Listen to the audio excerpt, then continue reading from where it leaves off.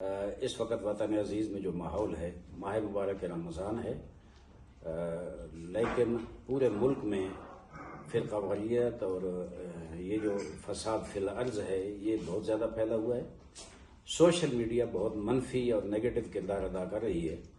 میں پاکستان کی تمام محب وطن عوام کو یہ پیغام دینا چاہوں گا کہ یہ جو سوشل میڈیا پہ قوم کو منتشر کرنے، قوم کو ٹکڑے ٹکڑے کرنے، ایک دوسرے کے ساتھ لڑانے اور فتنہ اور فحاشی اور عریانی پھیلا رہے ہیں، ان کے مقابلے میں کھڑے ہو جائے اور پازیٹیو انداز میں سوشل میڈیا سے اچھا استفادہ کر کے محبت کا پیغام دے، رواداری کا پیغام دے، فرقہ واریت سے پاک معاشرے کا پیغام دے۔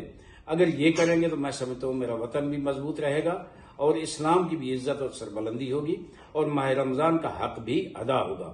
تو میں ایک مرتبہ پورے عوام کو یہ پیغام دیتا ہوں کہ سوشل میڈیا کو جو لوگ منفی انداز میں استعمال کر رہے ہیں ان کے مقابلے میں آپ پازیٹیو استعمال کریں تاکہ سوشل میڈیا کا جو خوبصورت پیغام ہے اور حق ہے وہ ادا ہو اور ماہ رمضان کا حق بھی ادا ہو۔ آگے عید آ رہی ہے، عید کے حوالے سے بھی ہم سمجھتے ہیں سوشل میڈیا کا اچھا پیغام جانا چاہیے۔